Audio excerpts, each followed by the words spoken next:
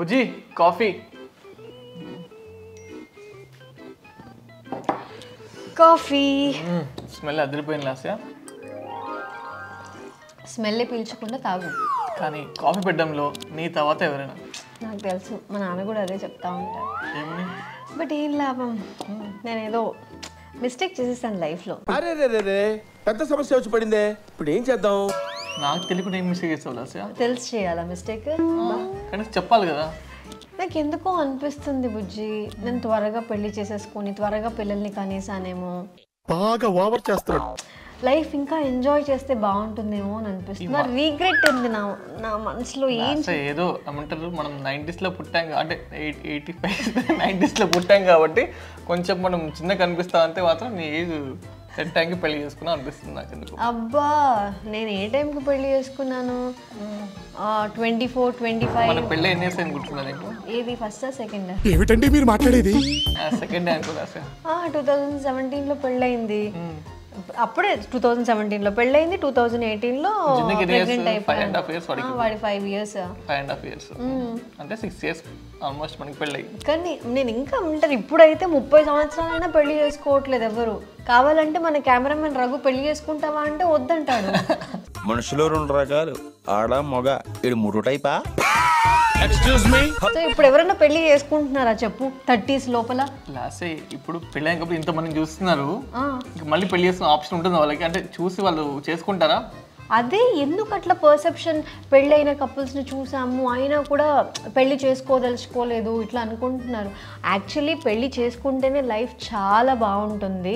So right టైంలో పెళ్లి చేసుకోవాలి. 25, 26 is the right. 27 is fine. 27 is better. చెప్పు 30 అని చెప్పి ఇంకా ఈ మాత్రం హింట్ ఇస్తే చాలు, చెలరేగిపోతారు. 30, 27, 26.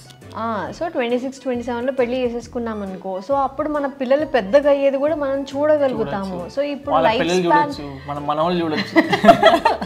సో అప్పట్లో అలా ఉండేది కాబట్టి కరెక్ట్ టైంలో పెళ్లి చేసుకునే వాళ్ళు, కరెక్ట్ టైంలో పిల్లల్ని కనేవాళ్ళు. బట్ ఇప్పుడు జనరేషన్ చేంజ్ అయిపోయింది కాబట్టి పెళ్లి ఓకే 30s లో పెళ్లి ఇప్పుడు ఈ జనరేషన్ ఏమంటారు తెలుసా నీకు? ఏమంటారు? జెన్జీ. yes, Gen Z. ఎట్లుంటది మరి మనతోని? మరి ఈ జెన్జీ జనరేషన్ కి సో ఇప్పుడు పెళ్లి పక్కన పెడితే పిల్లలు కూడా వద్దంటున్నారు. అంటే రెస్పాన్సిబిలిటీ తీసుకోలేదు, లైఫ్ ఎంజాయ్ చేయాలి అని వాళ్ళ ఒపీనియన్. బట్ నువ్వు చెప్పు బుజ్జి, సో మన పెళ్ళి అయిపోయింది. డింక్ లాస్యా. పెద్ద మాట అన్నాడు సార్ ఆడు. ఏంటి అంటే? డింక్ అంటే తిట్టినట్టుంది నాకు. డింక్ అంటే డబుల్ ఇన్కమ్ నో కిడ్స్. అంటే పెళ్లి చేసుకుంటున్నారు లేట్గా, బట్ పిల్లలు వద్దు అనుకుంటున్నారు అనమాట. అంటే సంపాదించినంత మనమే ఖర్చు పెట్టుకో, మనమే హ్యాపీగా మనమే లైఫ్ లీడ్ చేద్దాం అన్నది. సరే బుజ్జి, ఇప్పుడు మనకి 2017లో పెళ్ళయింది, 2018లో నేను ప్రెగ్నెంట్, 2019లో మన జున్నుగాడు వచ్చేసాడు. యు ఆర్ రెడీయా? అంటే ఒక ఫాదర్గా నేను రెడీ, నేను బేబీని ఎత్తుకోవడానికి రెడీ, ఫాదర్ అవ్వడానికి రెడీ అని ప్రిపేర్డ్గా ఉన్నావు నువ్వు? అంటే ఎత్తుకోవడం ప్రిపేర్డ్గా బేసిక్గా రెస్పాన్సిబిలిటీ. బేబీస్ అనేది చాలా రెస్పాన్సిబిలిటీ, మదర్ పేరెంట్కి ఇద్దరికి రెస్పాన్సిబిలిటీ చాలా ఇది పెద్ద విషయం. అప్పుడు నేను రెడీగా లేను బేసిక్గా. నేను రెడీ ఫైనాన్షియల్గా కానీ, మెంటల్లీ కానీ, ఫిజికల్ కానీ కొంచెం రెడీగా లేను.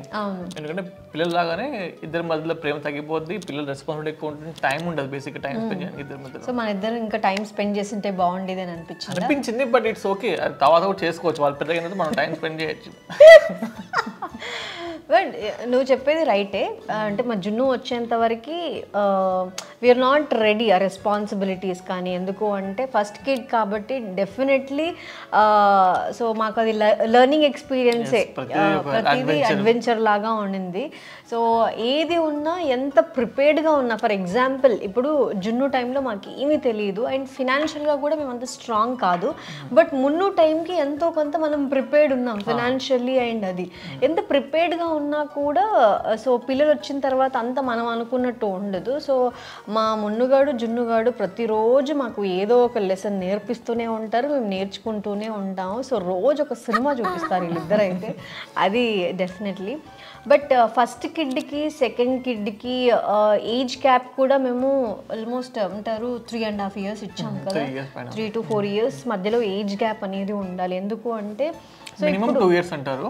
మినిమం 2 years అంటారు, బట్ ఇప్పుడు 3 to 4 years కరెక్ట్ ఏజ్ ఏమో అని నాకు అనిపిస్తుంది. ఎందుకంటే వీడు పెద్దగా అంటే చిన్న బాగా టేక్ కేర్ చేస్తారు, మనం లేకపోయినా కూడా వాళ్ళని ఆడిపించడం కానీ తినిపించడం కానీ చేస్తారు. సో మా జున్నులో నేను ఆ రెస్పాన్సిబిలిటీ చూశాను.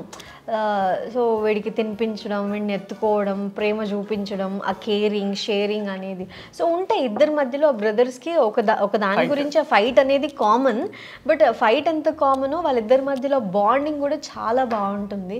సో అదే ఏజ్ గ్యాప్ లేకుండా ఒక 1 yearకే ఇంకొకరిని 2 yearsకే ఇంకొకరిని కనేస్తే ఏమైపోతుందని అంటే, సో బేసిక్గా ఫినాన్షియల్ ప్రాబ్లం ఒకటి అండ్ మెంటల్లీ మనకి డ్రైన్ అయిపోతూ ఉంటాము. సో ఎవరిని చూసుకోవాలరా ఏంటి, ఎవరికి తినిపించాలి. సో అందుకే ఆ ఏజ్ గ్యాప్ అనేది నాకు కరెక్ట్గా ఉంటే బాగుంటుంది అని అనిపించింది. What do you say? Correct, కొంచెం గ్యాప్ ఉండాలి. బట్ నేను ఇంకో పాయింట్ చెప్పా, ఫైనాన్షియల్ స్టెబిలిటీ ఉండాలి.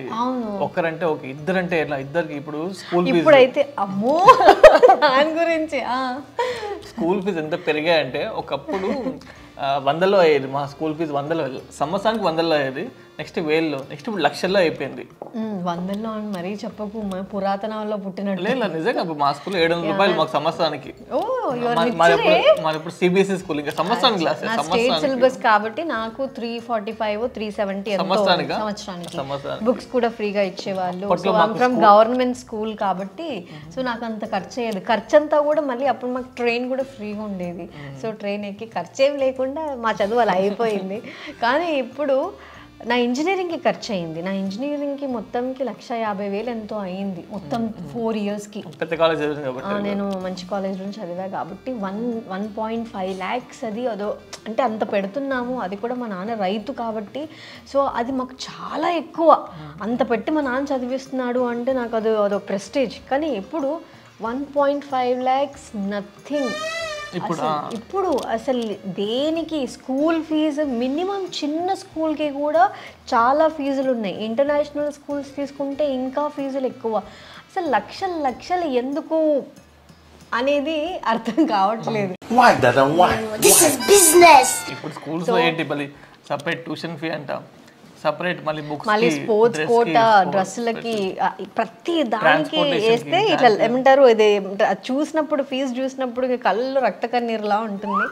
బట్ ఇప్పుడు అంతా అంటే ఏ స్కూల్ తీసుకున్నా మనకు అలాగే ఉంది కాబట్టి సో ఇప్పుడున్న దానికి తగ్గట్టుగా మనం కూడా బ్లైండ్గా వెళ్ళిపోవాలి. కానీ ఇప్పుడు చదువుకుంటున్నారా, లక్షలు పెట్టి చదువు కొనుక్కుంటున్నారా అనేది అర్థం కావట్లేదు.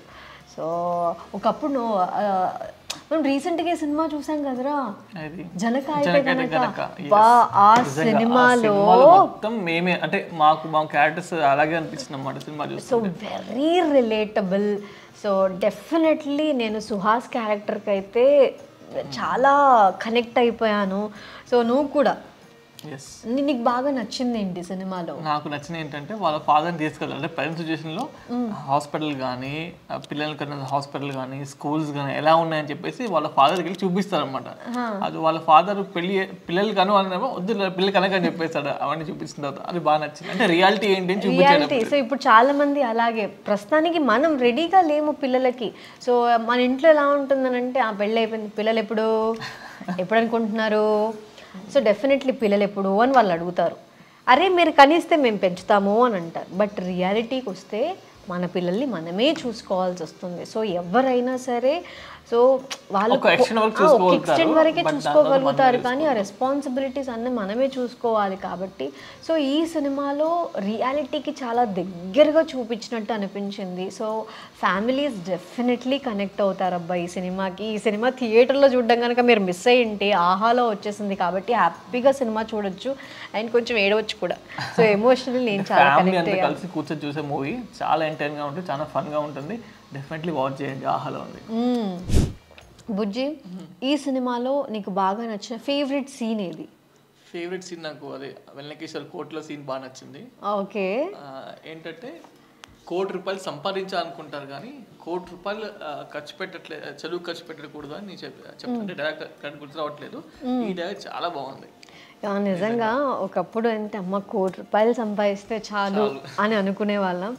ఇప్పుడు చదువు కోసము వీళ్ళంటే మొత్తం చదువు అయిపోయే లోపల ఒక 20 years లోపల ₹1,00,00,000 ఖర్చు పెడుతున్నాం. So only for studies. Oh my god, నిజంగా ఇది ఒక రియల్ సినిమా. రియాలిటీకి దగ్గర ఉన్న సినిమా.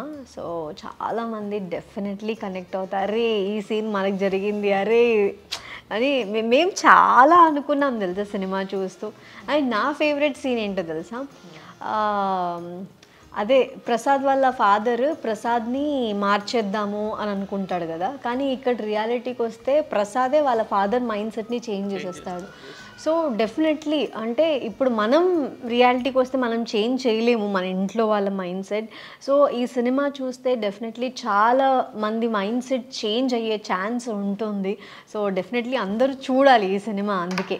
అండ్ బామ్మగారు సామెతలు చెప్తూ ఉంటారు కదా, అవి చాలా క్రేజీ ఉన్నాయి. నాకు మా సంథింగ్ స్పెషల్ డేస్ గుర్తొచ్చాయి, అప్పుడు నేను సామెతలు పొడుపు కథలు అడిగేదాన్ని కదా. ఓకే, సో అది it was too funny. And అది కాకుండా వైఫ్ అండ్ హస్బెండ్ మధ్యలో క్యూట్ రొమాంటిక్ సీన్స్, అంటే ఒక సీన్ ఉంటుంది కదా, ఆయన ఎంత ఫ్రస్ట్రేషన్తో ఉన్నా కూడా పాపం ఆయనకు అంత ఫ్రస్ట్రేషన్తో వస్తే ఈమె అడగాలనుకునేది అడగలేదు. సో ఏంటి అని కోపంగా అట్లా అడుగుతాడు కదా, అప్పుడు నాకు జిలేబీ తినాలని ఉంది అని అంటే. సో ఆ టైంలో అంటే ఇప్పుడు నార్మల్గా 7:30, 8 లోపల ఇంకా జిలేబీస్ వేయరు కదా బయట. సో వెళ్ళి వెతుకుతా ఉంటాడు, షాప్స్ అన్నీ క్లోజ్ ఉంటాయి. ఇంక లాస్ట్ షాప్కి వెళ్ళి ట్రై చేస్తాడు, అక్కడ కూడా క్లోజ్ అయిపోయింది, లాస్ట్ ఉంటే ఒక అతనికి ఇచ్చాము అని. సో అక్కడికి వెళ్ళి సార్ మీరు కొన్న జిలేబీ నాకు కావాలి అని అడుగుతాడు. ఆయన షాక్, నేను ఆల్రెడీ కొన్నాను కదా నన్ను అడుగుతున్నావేంటి అని అనుకుంటాడు. సో లేదు సార్ మా వైఫ్ కంటే చాలా ఇష్టం, మా వైఫ్ ఈరోజు నన్ను అడిగింది అంటే ఆయన తీసుకోండి అని. అప్పుడు వెన్నెల కిషోర్ అడుగుతాడు, ఏంట్రా సిగ్గు లేకుండా ఆల్రెడీ కొన్నవాడి దగ్గర అడుగుతాడు. నా వైఫ్ కోసం సిగ్గెందుకురా, తను అడిగింది నేను ఇవ్వాలి. సో అక్కడ నాకు హస్బెండ్ లవ్ ఎంత ఉంది అనేది నాకు బాగా కనిపించింది. అండ్ వెళ్ళిన తర్వాత మళ్ళీ జిలేబీ ఆ పిల్ల తింటూ ఉంటే అంటాడు కదా, అరే నేను ఎంత ఫ్రస్ట్రేషన్లో ఉన్నా, ఎంత కోపంలో ఉన్నా, ఎంత చిరాగ్గా ఉన్నా, నీకేం కావాలో నన్ను అడుగు. సో ఆ అండర్స్టాండింగ్ వైఫ్ అండ్ హస్బెండ్ మధ్యలో నాకు అది చాలా బాగా అనిపించింది. సో లిటరల్లీ ఈ సినిమా మీరు చూస్తే ఎంత కనెక్ట్ అవుతారు అనేది. వాళ్ళ వైఫ్ వెనక హక్ చేసుకొని అది ప్రెగ్నెంట్ చూపిస్తుంది. అవును, ఆ సీన్లో రియాక్షన్ చూసావు, అబ్బాయి రియాక్షన్ ఫస్ట్ చిరాకు పడతాడు, సడన్గా వాడు రిలే అవుతాడు, నేను అదే ప్రెగ్నెంట్ అవుతాను అంటే అప్పుడు షాక్. ఎగ్జాక్ట్ అంటే ఆ రియాక్షన్ కాదు కానీ నేను కూడా సడన్గా అంటే ఇప్పుడు నేను ఫాదర్ అయ్యాను అని ఒక చిన్న షాక్. సో ఫస్ట్ హ్యాపీనెస్ కంటే షాకే ఎక్కువ అవుతా, అంటే how to handle the situation అని సినిమాలో భలే చూపించారు అన్నీ కూడా రియలిస్టిక్ గా, రియల్ లైఫ్ చాలా బాగా చూపించారు. డెఫినెట్లీ చూడండి, సినిమా ఆహాలో ఉంది. యా, సో సినిమాలో హీరోయిన్ కి జిలేబీ అంటే ఇష్టం, నాకు రస్మలై అంటే ఇష్టం. పద తీసుకురా పద. ఓకే, మీరు మిస్ అవ్వకుండా ఆహాలో జనక అయితే కనుక సినిమా చూడండి. చూసిన తర్వాత ఇక్కడ కమెంట్స్ పెట్టండి, ఈ సినిమా గురించి మేము ఎందుకు అంత మాట్లాడాము అనేది మీకు అర్థమవుతుంది.